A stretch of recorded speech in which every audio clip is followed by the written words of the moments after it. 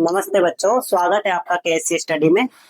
आज हम पढ़ने वाले हैं वैदिक गणित के ऐसे चमत्कारी सूत्र के बारे में जिसका प्रयोग आप पहली बार ही देख रहे होंगे। इससे आपका हल करने का जो तरीका है वो बहुत आसान हो जाएगा और हर इक्वेशन, हर सवाल को आप, हर गुणा को आप आसानी से हल कर पाएंगे। तो सबसे पहले इसमें दो तरह के सवाल होते हैं, घटाव और गुणा। तो हम घटाव देख लेते हैं। सबसे इसमें मेन आधार होता है कि आधार हमारा क्या होना चाहिए। आधार हमेशा हमारा 1000 होना चाहिए, 100 होना चाहिए, 10 होना चाहिए। तो हमें इसका क्या नियम रहता है कि अगर हमारे पास ये वाली संख्या इसमें से कुछ भी घटाना हो तो पहले वाले में से 10 में से, बाकी को 9 में से। जैसे हमें घटाना है 473, हमें माइनस करना है 1000 में से। तो पहले में से क्या करना है, हमें 10 में से 3 गए तो हमारे पास बचेंगे 7। 9 में से 7 गए तो 2। 9 में से 4 गए तो 9 में से 4 गए तो हमारे पास बचे 5। ये होगा हमारे पास 527। तो इसी तरह से, और सबसे महत्वपूर्ण होता है इसमें हमारे लिए गुणा। बहुत आसान होता है, तो हम सबसे पहले गुणा ही देख लेते हैं। ये तो घटाव तो आसान है, जो हर कोई कर सकता है। तो हमारे लिए गुणा गुणा भी इसी तरह के सवालों से, इसमें मेन आधार रहेगा हमारा 10, 10 की घात 100, 1000, 10,000। इस तरह के सवालों को हम आसानी से हल कर पाएंगे। देखिएगा, सबसे पहले हम सबसे छोटा वाला लेके देखते हैं। 12 इंटू 13 करेंगे। हम 12 में 13 का गुणा करेंगे तो यहाँ हमारे पास आधार क्या है, यहाँ हमारे पास आधार है 10।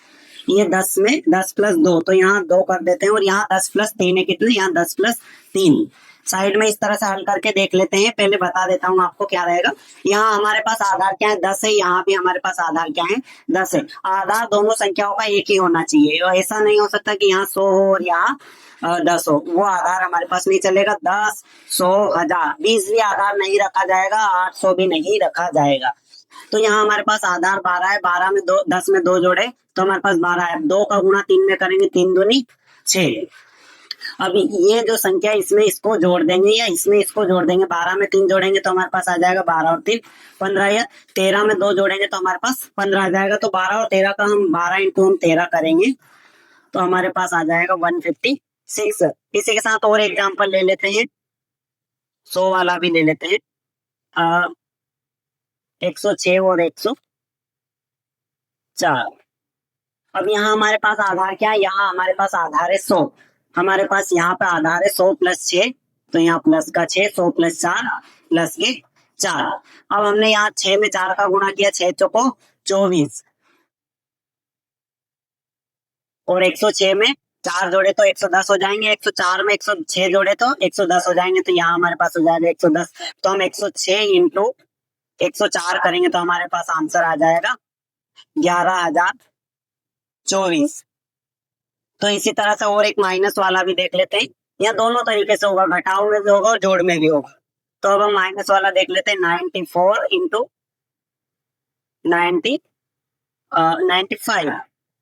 तो यहाँ देख लेते हैं हम 94 इंटू 95। अब यहाँ भी हमारे पास आधार कितना है, 100। 100 में से 6 गए तो कितने बचे हमारे पास, माइनस के 6। सॉरी, 100 में से 94 गए तो हमारे पास माइनस के 6 बचे। और 100 में से 95 गए तो हमारे पास बचे माइनस 95। अब माइनस माइनस का गुणा करेंगे तो हमारे पास क्या हो जाएगा, प्लस का हो जाएगा। माइनस माइनस प्लस, तो 6 पंजे 30। और 94 में से 5 जाएंगे तो कितने बचेंगे, 89। और अगर 95 में से 6 जाएंगे तो हमारे पास बचेंगे 89। तो यही हमारा 94 इंटू 95 हो जाएगा 8,930। और भी हम बड़ी संख्या देख लेते हैं, 1000 वाली। और सबसे पहले तो मैं बता देता हूँ आधार के साथ आपको कितना आना चाहिए। 10 आधार के साथ आप बराबर में एक संख्या होनी चाहिए। 100 आधार के साथ 2, 1000 आधार के साथ 3। जैसे जैसे आधार बढ़ता जाएगा उस तरह से संख्या भी बढ़ती जाएगी। अब एक एग्जांपल लेके देखते हैं। 16 इंटू 17। अब यहाँ हमारे पास आधार क्या है, यहाँ हमारे पास आधार है 10।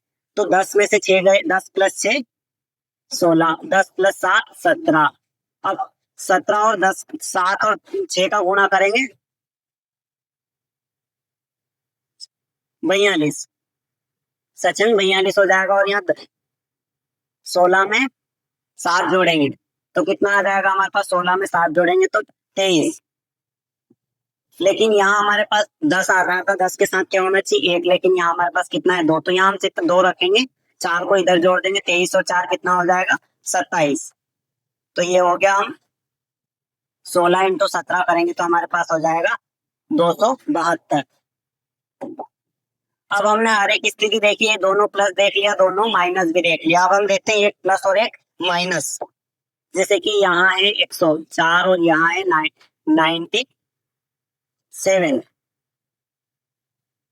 ये कितना है, आधा 100 है, यहाँ पे आधा 100 है, लेकिन यहाँ +4 है और यहाँ पे -3। अब इन दोनों का गुणा करेंगे, 4 3 12, यहाँ 12 हो जाएगा, लेकिन माइनस का हो जाएगा। अगर हम इसके साथ करेंगे तो अगर 103 में 104 में से 3 गए तो हमारे पास बचेंगे 101, और अगर 197 में 4 जोड़ेंगे तो हमारे पास हो जाएगा 101। अब यहाँ हमारे पास माइनस का है, तो हम क्या करेंगे, इसमें से एक घटा देंगे, इसको प्लस करना पड़ेगा, तब जाके हम दोनों को साथ में करना है। 101 में से एक घटाएंगे तो हमारे पास कितना बचेगा 100, और यहाँ हमारे पास आधार कितना था 100, तो यहाँ आधार साथ में इसके जोड़ देंगे, तो 100 में से 12 गए तो हमारे पास कितना बचा 88। तो अगर हम 104 इंटू 97 करेंगे तो हमारे पास आंसर आएगा 10,088। तो इसी के साथ निखिलम जो सवाल होता है वो होता है समाप्त निखिलम। और इसी तरह के वीडियो आप वैदिक गणित का पूरा सीखना चाहते हो तो हमारे चैनल को सब्सक्राइब कर लें, और वीडियो को अगर आपको पसंद आई हो तो लाइक शेयर जरूर करें और अपने दोस्तों के साथ शेयर करें, ताकि वो भी इतनी आसानी से सवालों को हल कर पाए। इसी के साथ अगले वीडियो के लिए आप हमारे चैनल को सब्सक्राइब करें, ताकि आपको हर वीडियो के लिंक मिल जाए, नोटिफिकेशन मिलता रहे। धन्यवाद।